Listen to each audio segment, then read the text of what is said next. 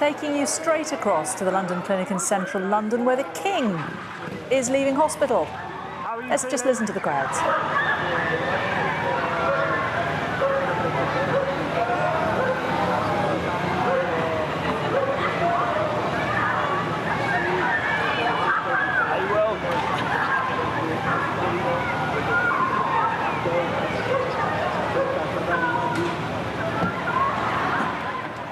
Lots of smiles, lots of waves, a few words for those gathered there in front of the hospital.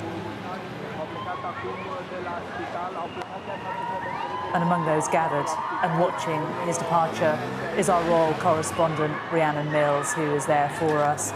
Rhiannon, the King has spent 3 nights in hospital undergoing a procedure for an enlarged prostate. Walking out rather gingerly, but in good spirits, it seemed.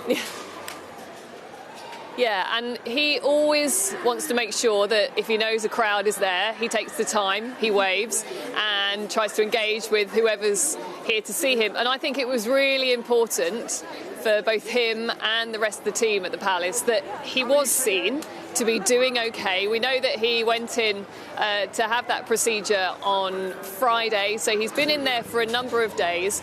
But all along, he has been very open about why he was having to go in for this medical procedure. We found out, over a week ago now, that he was going to be treated for an enlarged prostate, and it was made clear at the time that he was sharing that in a way that royals don't normally share their medical matters, because he wanted to make sure that it potentially encouraged other men to also go to their doctors to get checked, because ultimately it's something that maybe people don't want to talk about, but it is a fairly common complaint for men who are over 50. 1 in 3 men over 50 have an issue when it comes to their enlarged prostate. So for him, we're told that he's delighted that the fact that he has been so open about his own medical matters has encouraged others to come forward. It's massively increased the number of people looking up the procedure when it comes to the NHS websites and that sort of thing. But yeah, really good to see him leaving hospital and looking well. We do know that he is now going to take some time to rest up. We're told that for about a month now he's going to be away from the public duties, but of course when you are head of state, when you're monarch, as we were reminded constantly when it came to his mother, Queen Elizabeth II, the work doesn't stop. So we know that while he's been treated in the London Clinic, he's still been receiving those red boxes full of official papers, and that work will still continue. Where exactly he's going to go to now, we're not entirely sure. Of course, he has his home at Clarence House. He tends to do his work at Buckingham Palace, so I think it's unlikely that he'll go there.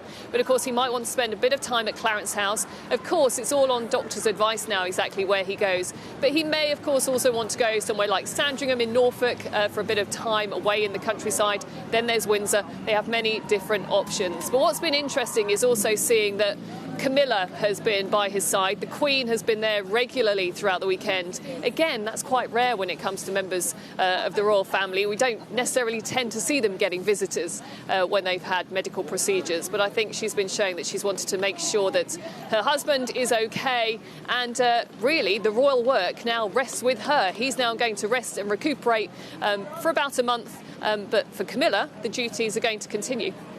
And meanwhile today we've also seen, well, we haven't seen the Princess of Wales, so unlike the King who came out the front door, she left privately and has also returned home following her abdominal surgery.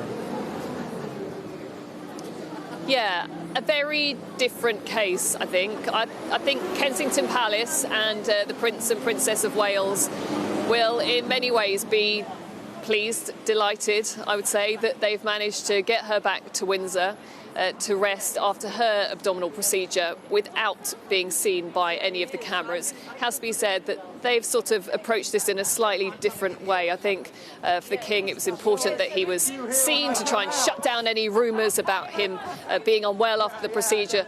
I think for the Princess of Wales, they've wanted to try to keep it a bit more private. Certainly she hasn't wanted to share any more details about what exactly she's had done when it comes to the operation, the procedure that she's had. Of course, there has been concern about her. She was in hospital for 2 weeks, and for a woman of her age and her health, that has obviously raised concerns for people. We're told that she is now back at Windsor. She is resting. She's going to take the advice of doctors when it comes to when exactly she's going to get back to the royal duties. But we've already been told to anticipate that we won't see her back on those royal visits until probably after Easter. So that takes us into April. As far as Prince William is concerned, he's now going to play it by ear in many ways, see how her care goes, and then decide when exactly he's going to do more engagements. But as we always hear with William and Kate, their priority is the children. He wants to be there as their father, but of course he knows that the pressure will be on to also get back doing that royal work, especially as we know that the King, who has just left hospital, is now also going to take a month off.